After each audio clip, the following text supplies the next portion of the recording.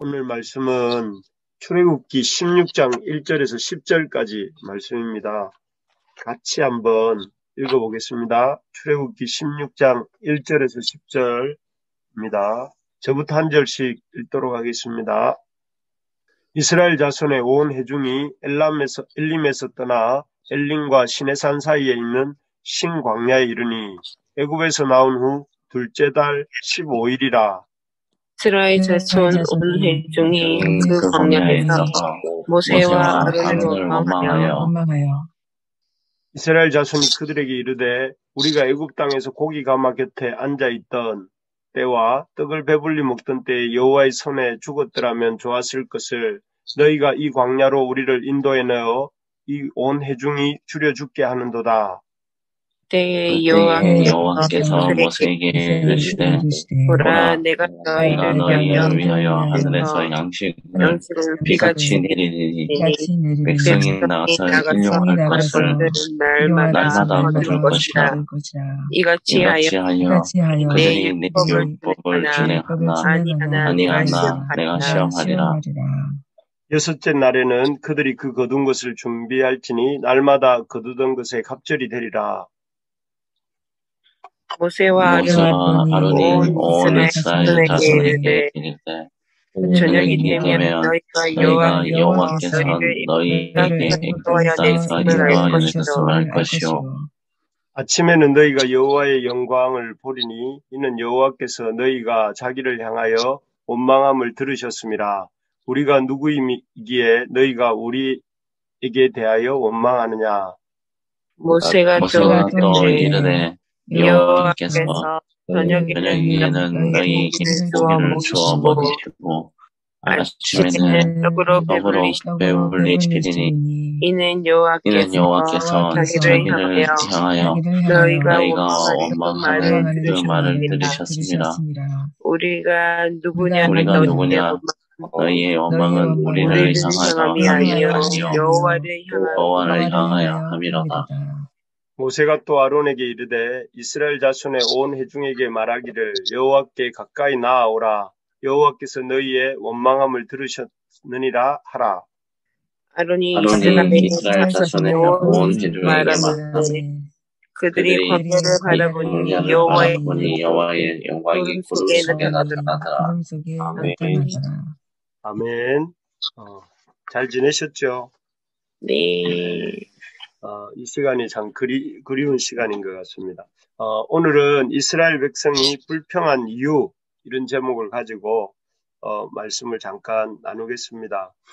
조정민 목사님 쓴 왜 예수인가라는 책에 이런 구절이 나옵니다. 회사에 가면 사장을 아는 것이 제일입니다. 청와대에 가면 대통령을 아는 것이 제일입니다. 인생 여정에서는 예수님을 아는 것이 제일이고 전부입니다. 라는 구절이 있습니다. 아시는 것처럼 조정민 목사님은 한때 세상에서 잘 나가는 앵커였습니다. 그는 이 성공을 제일로 여기며 살아가던 불신자에서 그 하나님을 알게 되면서 이런 고백을 한 것입니다. 예수님을 믿고 인생을 보니 인생 여정에서 제일이고 전부인 것이 예수님을 아는 것이다. 이렇게 고백한 것인데 참 그 고백이 저도 이렇게 아버지의 장례를 치러보면서 다시 한번 참 맞는 말이다 하는 생각을 했습니다. 우리 인생에 있어서 제일로 참 최고인 것이 예수님을 아는 것이 아닌가 하는 생각이 듭니다. 왜냐하면 참 예수님이 없다면 우리 인생의 마지막은 슬픔과 허무뿐인 것입니다. 그래서 참 참 영원할 것 같은 우리 삶도 한 줌에 또 이렇게 죄로 돌아가는 모습들을 보면서 참 예수님이 없으면 슬픔과 허무뿐이고 그렇지만 예수님이 계시니까 그 슬픔과 허무의 자리도 기쁨과 감사의 자리가 되는 것을 보면서 참 우리의 인생이 주님을 아는 것이야말로 우리 인생에 참 중요하고 제일 가치 있는 것이 아닌가 하는 생각을 하게 됩니다. 들으셨겠지만 저희 아버지는 이 89이시고 또 옥상에서 이렇게 또 내려오시다가 발을 헛디뎌서 이렇게 그 아픈 몸에 그 아픈 부분들이 또 이렇게 좀 이렇게 안 좋으셔서 그것이 원인이 되어서 돌아가셨는데 참 생각해 보면 너무 슬프고 너무 허망하지만 그러나 그러한 어떤 마지막이 오히려 참 하나님 나라에 들어가는 그런 어떤 이것과 연결이 되기 때문에 오히려 슬픔이 기쁨이 되고 허무함이 아니라 감사가 되는 이런 것들을 장례 기간 내내 이렇게 느낄 수 있었습니다. 우리 모두가 이런 믿음이 있기를 축복합니다. 그래서 아멘. 우리 인생에서 제일 가치 있는 것이 주님을 아는 것이고 우리 인생의 가장 중요한 것이 주님이심을 고백하는 우리 부르심의 가족들 되기를 예수님의 이름으로 축복합니다. 그런데 이제 오늘 본문에 보면 이러한 출애굽의 과정에서 하나님의 놀라운 이적들을 경험하고 또 구름 기둥과 불 기둥을 통해 한시도 떠나지 않는 하나님의 임재를 경험하면서도 참 그 제일로 좋고 제일로 축복된 우리 주님과 동행하면서도 여전히 이렇게 불평하고 있고 원망하고 있는 이스라엘 백성의 모습을 우리가 오늘 본문에서 볼 수 있습니다. 도대체 이스라엘 백성은 하나님 그 무엇보다 중요하고 좋으신 그 인생에서 제일 가치로우신 주님과 동행하면서도 왜 감사가 아니라 불평과 원망을 쏟아놓는가 하는 것을 한번 생각해 보려고 합니다. 왜 이들은 그 좋으신 주님과 동행하면서도 감사와 기쁨이 아니라 불평과 원망을 이렇게 쏟아놓는 삶을 사는가? 이 모습을 보면서 또 우리는 우리의 인생 가운데서 어떻게 불평과 원망이 아니라 기쁨과 감사로 이렇게 살아가는 인생이 될 수 있겠는가 하는 것들을 함께 생각해 보면서 우리의 삶이 이 감사가 회복되는 은혜가 있기를 소망해 봅니다. 이스라엘 백성이 불평과 원망을 쏟아놓는 이유 중에 하나는 그들의 악한 죄성 때문인데요. 그들의 악한 죄성이란 무엇이냐면은 감사한 것은 다 잊어버리고 힘든 것은 과장하여 말하는 그런 죄성 때문입니다. 우리 3절을 같이 한번 읽어볼까요? 3절입니다. 시작. 이스라엘 자손이 그들에게 이르되 우리가 애굽 땅에서 고기 가마 곁에 앉아있던 때와 떡을 배불리 먹던 때와 여호와의 손에 죽었더라면 좋았을 것을 너희가 이 광야로 우리를 인도해내어 이 온 회중이 줄여 죽게 한도다. 여기에 보면 이스라엘 백성들은 자신들이 애굽 땅에 있을 때 어땠다고 말하고 있습니까? 고기 곁에 앉아있던 때와 떡을 배불리 먹던 좋았던 때로 이렇게 기억하고 있는 것을 볼 수가 있습니다. 맞는 말입니까, 여러분? 출애굽기 우리를 쭉 읽고 있지만 출애굽기 2장에 보면 2장 23절 이런 구절이 나옵니다. 여러 해 후에 애굽 왕은 죽었고 이스라엘 자손은 고된 노동으로 말미암아 탄식하며 부르짖으니 이렇게 나옵니다. 여기에 보면 고된 노동으로 인하여 탄식하고 부르짖었다. 그것도 1년이 아니라 모세가 80세가 되기까지 계속 부르짖었어요. 그래서 그들은 거의 그 종족이 없어질 정도의 그런 탄압을 받았고 또 심지어 잠시 쉴 틈도 없이 이렇게 이 강제노동에 시달리고 있었는데 이들이 그때가 가장 행복했던 인생의 시간이었던 것처럼 지금보다는 그 여호와의 인도함을 받는 지금보다 그때가 더 좋았던 것처럼 이렇게 기억하면서 원망하고 있는 모습을 이렇게 볼 수가 있습니다. 참 이렇게 말하는 이유는 지금 하나님의 인도함에 대해서 섭섭함을 갖고 있기 때문에 그런 과거에 힘들었던 시절조차도 이렇게 과장해서 아주 좋았던 것처럼 이렇게 말하고 있는 것이죠. 참 여기서 우리가 보게 되는 것이 우리가 왜 인생에서 주님을 모시고 살면서도 불평하고 원망하는가 하는 것을 볼 수가 있습니다. 그것은 감사한 것들은 다 잊어버리고 조금이라도 섭섭한 일이 있으면 그것을 아주 과장하고 또 과장해서 해석하면서 불평하는 이런 습관이, 습성이, 죄성이 우리에게 있다 하는 것이죠. 그래서 여러분, 우리는 가만히 놔두면 감사하는 사람이 될 가능성보다는 불평하고 원망하고 악평하는 습관이 이렇게 제 성향을 가진 존재들이다 하는 것을 우리가 깨달을 수 있기를 바랍니다. 그래서 여러분, 오늘 우리가 살아가는 동안, 우리 주님을 모시고 살아가는 동안 무엇보다 불평이 아니라 감사하는 습관을 가질 수 있는 우리 부르심의 가족들 되기를 소망합니다. 그래서 아멘. 참 어떤 상황에서도 감사의 제목들이 무엇일까 생각을 해보는 그런 우리가 돼야 되겠습니다. 저도 이번에 또 이렇게 장례를 치르면서 나중에 또 얘기할 기회가 있겠지만 감사할 일들이 참 많은 것 같습니다. 그래서 장례를 다 치르고 난 뒤에 우리 형제 중에 안 믿는 가족 한 분이 그렇게 말씀하더라고요. 인생 참 허무하다. 이렇게 참 끝이 나다니 참 허무하다 하고 형제 카톡방에 글을 올리셨더라고요. 그런데 저는 그 말을 참 허무하다 그 말에 인간적으로 동의할 수 있지만 하나님이 계시니 참 감사하다 이렇게 바꾸고 싶더라고요. 하나님이 없었다면, 하나님이 안 계시다면, 우리 주님이 안 계시다면 그 말이 맞는 말인데 하나님께서 우리의 인생을 그 슬픔의 상황에서도 감사할 수 있는 일들을 너무 많이 주셔서 너무 참 장례 기간을 통해서도 감사할 일들이 참 많았던 것을 제가 고백합니다. 그래서 여러분, 우리가 이 슬픔을 기쁨으로 또 불평을 감사로 바꾸는 그런 믿음의 습관들을 갖는 우리 모두가 될 수 있기를 축복합니다. 두 번째로 보면 이스라엘 백성이 인생 여정에서 최고이신 주님을 모시고 살면서도 불평하고 원망하는 이유가 그 하나님이 주실 만나를 전혀 생각하지 못했기 때문이다 하는 것입니다. 여기 4절에 보면 하나님이 모세에게 말씀하십니다. 내가 너희를 위하여 하늘에서 양식을 비같이 내리리니 백성이 나가서 일용할 것을 날마다 거둘 것이라 이렇게 말씀하십니다. 하나님은 이 이스라엘 백성을 향한 계획이 다 있으셨습니다.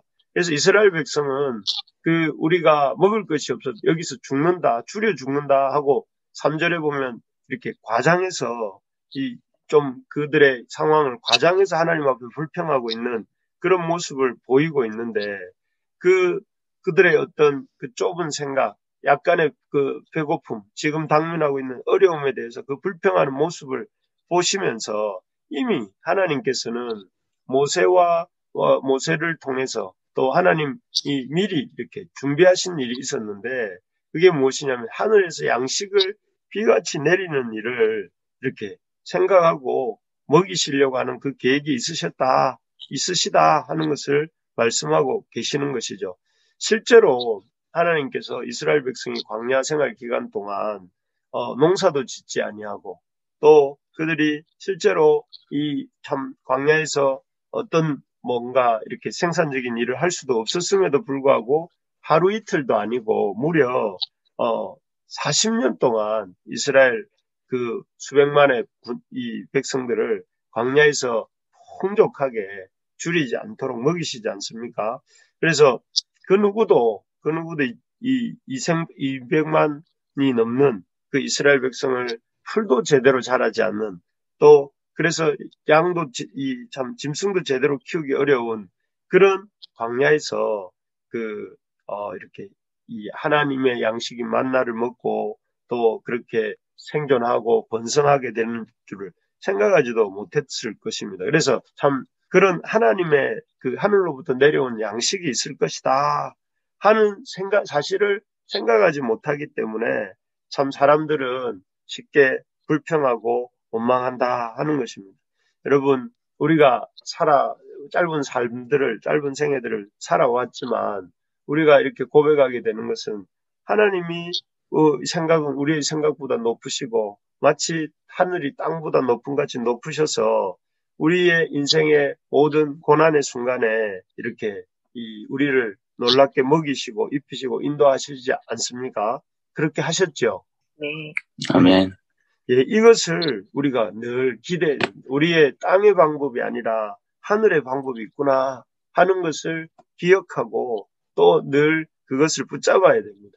우리 인간적인 생각의 끝이 이 생각의 생각을 넘어서는 하나님의 그런 어떤 해결책이 있다 하는 것을 믿고 그래서 기도해야 되는 것입니다.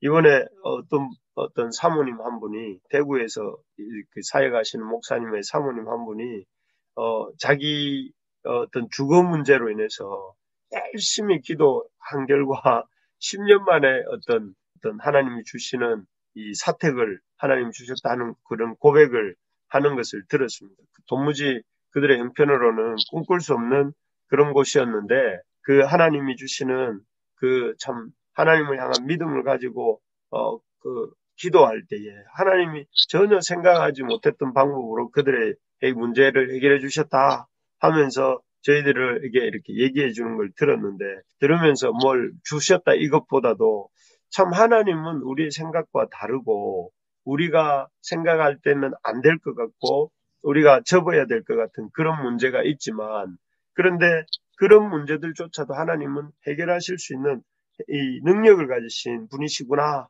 하는 것을 다시 한번 깨달을 수가 있었고 그래서 우리에게 있는 문제들로 인해서 낙심하기보다 하나님이 광야의 이스라엘에게 만나를 주신 것처럼 우리에게 해결책을 갖고 계시는 분이시구나 하는 믿음을 가질 수가 있었습니다. 그래서 더 열심히 기도해야 되겠다. 하나님 앞에 내 삶의 문제들을 놓고 안 된다. 이 문제는 포기하자가 아니라 이 문제를 놓고 열심히 기도하면서 주님을 붙들어야 되겠구나 하는 그런 도전을 받을 수가 있었습니다.